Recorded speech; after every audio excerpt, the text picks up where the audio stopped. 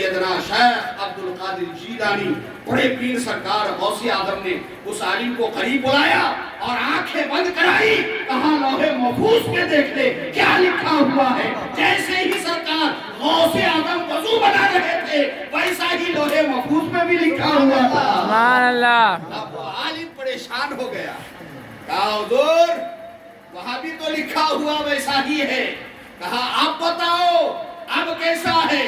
وہ عالم برحق کہتا ہے نہیں حضور، حقیقت میں وضو کرنے کا طریقہ وہ نہیں ہے، حقیقت میں وضو کرنے کا طریقہ یہی ہے جو میں بتا رہا ہوں۔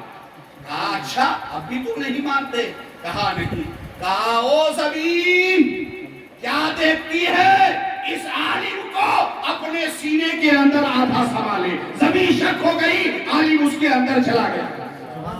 جیسے ہی عالم گیا نا، آدھا سینے کے اوپر، توجہ کے ساتھ سنیں، دل جمعی کے ساتھ سنیں، عالم برحق ہے، عالم ربانین ہے، اپنے وقت کے سرکار غوث اعظم کے زمانے کا بہت بڑے عالم دین تھے۔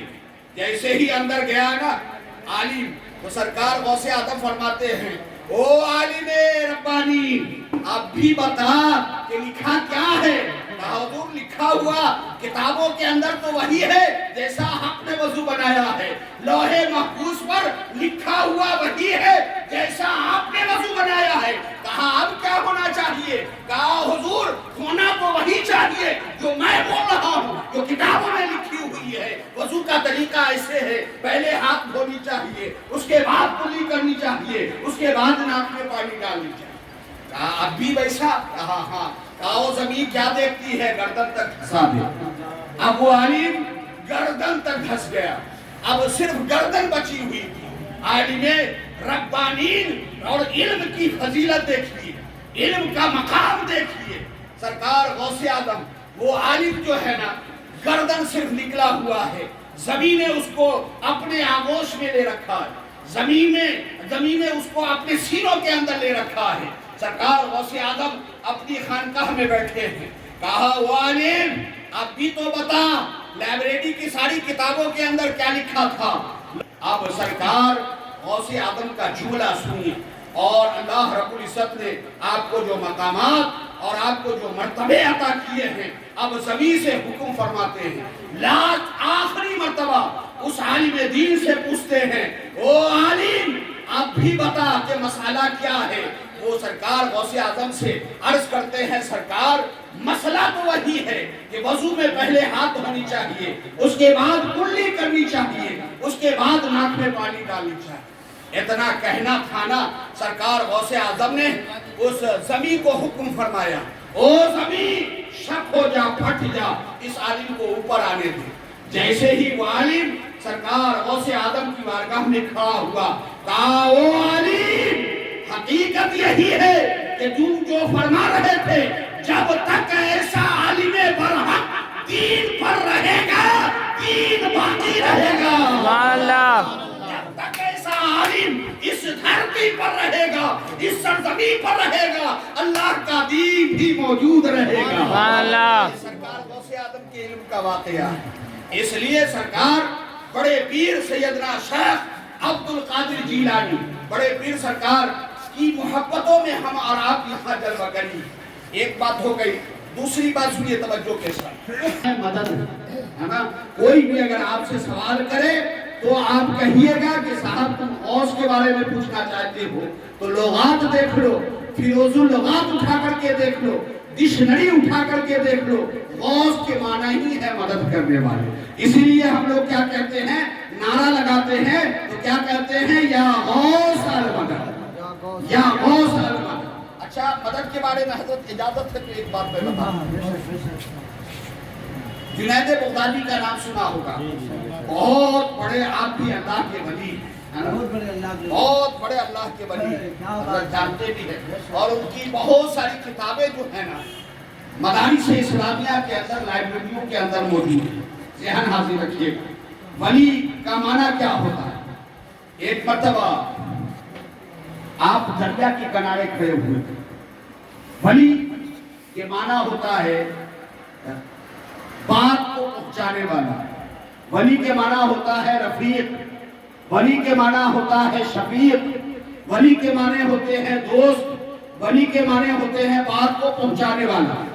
تو ایک مرتبہ حضرت جنید بغدادی رحمۃ اللہ تعالیٰ دریا کے کنارے کھڑے ہوئے تھے، اور جیسے ہی کھڑے ہوئے تھے نا تو آپ کو دریا کے اس پار جانا تھا۔ اللہ والوں کی حکومت سب لوگ جانتے ہیں، وقت نہیں ہے بیان کر رہے اپنی تشریح کے ساتھ۔ اللہ کے ولی کی حکومت آسمانوں پہ بھی، اللہ کے ولی کی حکومت زمینوں پہ بھی ہے، اللہ کے ولی کی حکومت دریاؤں پر بھی ہے، اللہ کے ولیوں کی حکومت ہواؤں پر بھی ہے، اللہ کے ولیوں کی حکومت ہم غلاموں پر بھی ہے،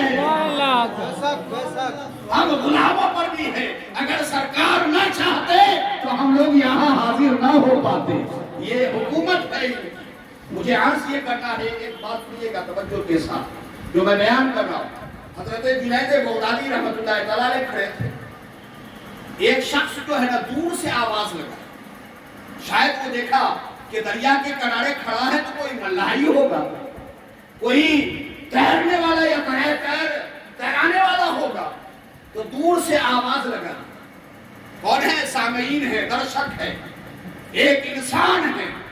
کہو بھائی صاحب تھوڑا سا ٹھہریے، میں بھی قریب آتا ہوں، مجھے بھی اس دریا کے پار جانا۔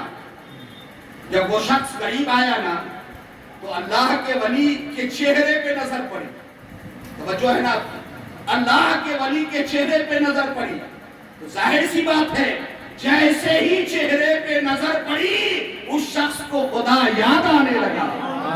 شاعر کہتا ہے قسم یہ خدا کے ولی ہیں، قسم یہ خدا کے ولی ہیں، جسے دیکھنے سے خدا یاد آئے۔ یہ اللہ والوں کی شان۔ اب وہ شخص جو آیا نا نورانی چہرہ دیکھا، چہرے پہ چمک، چہرے پہ دمک، چہرے پہ نورانیت۔ وہ شخص کہا حضور سب سے پہلے ہماری بے ادبی کو معاف کر دی جائے۔ حضرت جنید بغدادی فرماتے ہیں او سامعین، تجھے جہاں جانا ہے اس کام سے مطلب رکھ، تجھے جانا کہاں ہے؟ کہا حضور مجھے بھی اس پار جانا ہے۔ کہا اچھا اس پار جانا ہے؟ کہا کہ ہاں۔ کہا چل میرے ساتھ۔ آپ نے مصلی بچھایا۔ میں نے پہلے یہ عرض کیا کہ ولیوں کی حکومت آپ مصلی بچھائیں گے تو مصلی تو جائے گا ہی، آپ بھی اگر باغمتی ندی میں مصلی بچھا کر کے اس پار جانا چاہیں گے تو آپ اس پار نہیں بھاگلپور چلے جائیں گے۔ سبحان اللہ۔ اللہ والوں کی شان کیا ہے؟ مصلی آپ نے بچھائی، اس شخص نے دیکھا کہ مصلی پہ اس پار ہو رہے، کہا وہ شخص آ جا قریب۔ وہ شخص قریب آیا، کہا اس مصلی پہ بیٹھ جا۔ حضرت جنید بغدادی نے فرمایا اس مصلی پہ بیٹھ جا۔ کہا اچھا بیٹھ جاتا ہوں۔ کہا سن ورد کیا کرنا ہے، وظیفہ کیا پڑھنا ہے، بولنا کیا ہے تجھ کو؟ کہا حضور بتائیے۔ کہا سنو جب میں اس مصلی پہ بیٹھ جاؤں اور دریا تیرنے لگے، مصلی آگے بڑھنے لگے تو تم کہنا یا جنید یا جنید یا جنید۔ اچھا حضور یہی کہنا ہے؟ کہا کہ ہاں۔ آپ بیٹھ گئے، وہ شخص بھی بیٹھ گیا، اور بیٹھنے کے بعد مصلی پہ تیرتا ہوا جب بیچ دریا میں وہ مصلی پہنچا، حضرت جنید بغدادی بھی ہیں، وہ شخص بھی ہے۔ اب اس شخص کا جملہ سنیے۔ جیسے ہی وہ جنید کہہ رہا تھا نا تو اس کے ذہن میں بات آ گئی۔ کہا کیا جنید کا ورد چھوڑ کر کے کیوں نہیں ہم یا اللہ کرنے لگے، یا اللہ کا ورد کرنے لگے۔ وہ شخص نے جنید کا ذکر چھوڑ دیا۔ کہا دریا کی اس روانی، اس دریا کے بیچ میں اس شخص نے جنید کا ورد چھوڑ دیا۔ جیسے ہی چھوڑنا تھا نا ان علماء کے دامن کو پکڑیے، اللہ والوں کی شان سمجھیے، اللہ والوں کے مرتبہ کو سمجھیے، اللہ والے کے مقام کو سمجھیے۔ جیسے ہی ان کا نام کا وظیفہ چھوڑا مصلی ڈوبنے لگا۔ حضرت جنید بغدادی جلال میں آتے ہیں، اس شخص کے جرم کو پکڑ کر کے دریا کے اس پار پھینکتے ہیں۔ کہا اے ناداں، میں نے تجھے کون سا ورد دیا تھا، میں نے تجھے کون سے وظائف بتائے تھے، میں نے تجھے کون سا ورد دیا تھا؟ وہ شخص شخص کہتا ہے حضور آپ نے تو یہ کہا تھا کہ یا جنید کہتے چلنا، یا جنید کہتے چلنا، مگر میرے دل میں بات آئی یا جنید کا نام چھوڑ کر کے جو ساری کائنات کا خالق ہے، جو جنید کا بھی خالق ہے، جو جنید کا بھی مالک ہے، اس مالک کا نام لے لیا جائے۔ کہا کہ اچھا اس مالک کا نام تم لے رہے تھے، کہا نادان تجھے پتا نہیں ہے، او نادان انسان تجھے معلوم نہیں ہے، میں جنید کا ورد اس لیے دے رہا تھا، اس لیے بتا رہا تھا کہ ابھی تو جنید تک نہیں پہنچا ہے، خدا تک کیسے پہنچے گا؟